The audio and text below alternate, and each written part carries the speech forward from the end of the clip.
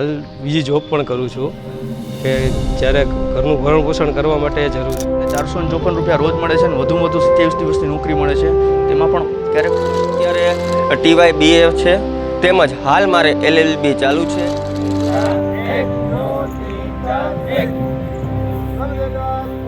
બેરોજગારી આજના સમયનો સૌથી મોટો અને સળગતો પ્રશ્ન હોય તો તે બેરોજગારી છે. આજના સમયમાં યુવાનો રોજગારી માટે કોઈને કોઈ નોકરી કરવા માટે તૈયાર થઈ જતા હોય છે. ત્યારે વાત છે જૂનાગઢના હોમગાર્ડ્સ યુનિટમાં ફરજ બજાવતા યુવાનોની.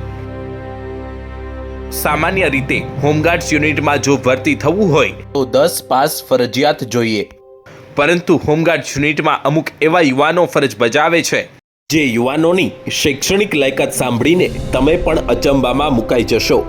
અમુક જવાનો આજના સમયે LLBનો અભ્યાસ કરી રહ્યા છે તો બીજા અમુક જવાનો માસ્ટર ડિગ્રીનો અભ્યાસ પણ કરી ચૂક્યા છે.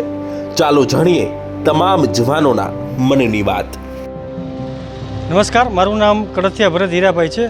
હું સન 2018-19થી હોમગાર્ડ દળમાં જૂનાગઢ સિટી યુનિટ હોમગાર્ડ દળમાં જોડાયેલો છું અને દરેક વ્યક્તિએ દરેક જગ્યાએ, ચાહે શિયાળો હોય, ઉનાળો હોય, ચોમાસું હોય, દરેક સિઝનની અંદર અમારા હોમગાર્ડ જવાનો ફરજ બજાવે છે.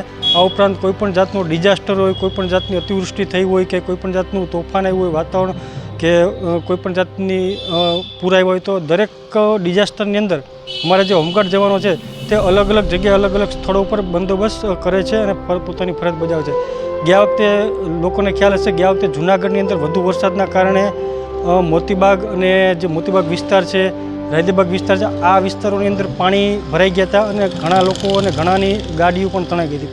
તો આ જગ્યાએ પણ અમારા હોમગાર્ડ જવાનોએ સારા એવી કામગીરી કરેલી છે, બંદોબસ્ત કરેલો છે.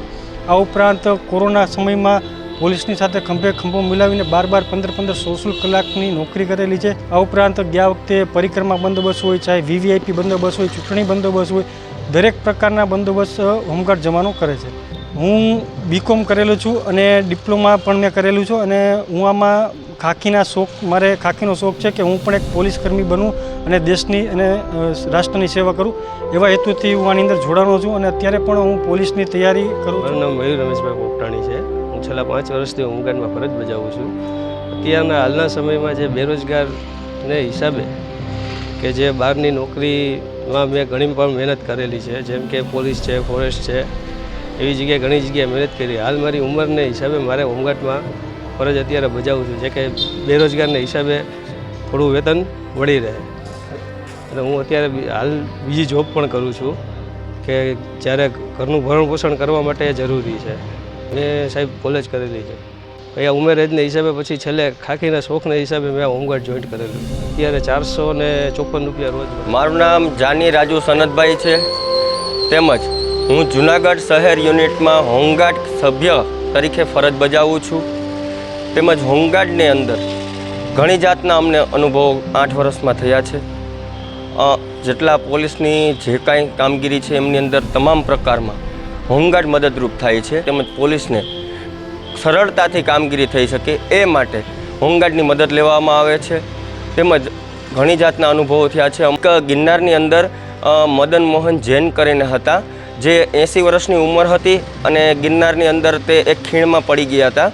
ત્યારે ડિઝાસ્ટરના અધિકારીશ્રી તેમજ જૂનાગઢના તમામ કર્મચારીઓની મદદ લઈ અને હોમગાર્ડની મદદ લઈ અને તેમને ગોતવામાં મદદ થઈ હતી અને તેમને 24 કલાકની સતત મહેનત કરવાથી તેમને બહાર કાઢવામાં આવ્યા હતા, જીવિત હતા અને એમના ફેમિલીએ ખૂબ જ સારી રીતે સન્માનિત કરવામાં આવ્યું હતું હોમગાર્ડનું. અભ્યાસ અત્યારે TY BA છે, તેમજ હાલ મારે LLB ચાલુ છે. હોમગાર્ડની અંદર જોડાવાનું કારણ એક જ છે, મને ખાખી પહેરવાનો શોખ છે, તે માટે હું હોમગાર્ડમાં જોડાણો હતો.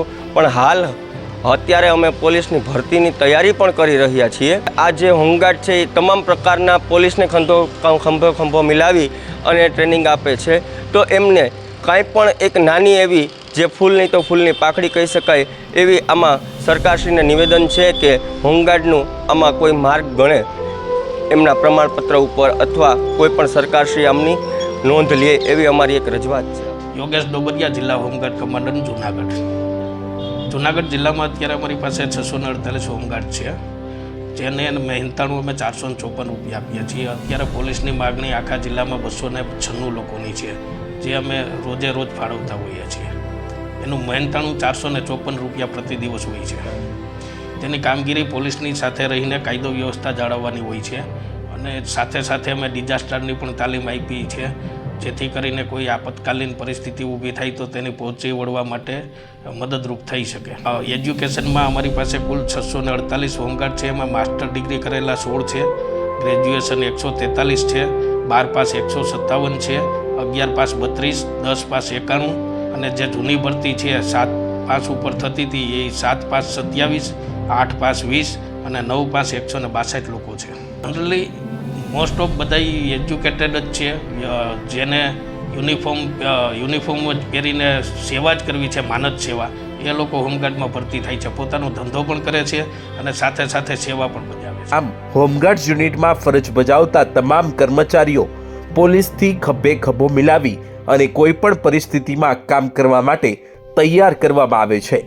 ઉલ્લેખનીય છે કે તમામ પ્રકારની ભરતી પ્રક્રિયા પણ પોલીસ જેવી જ હોમગાર્ડ્સ યુનિટની રાખવામાં આવી છે.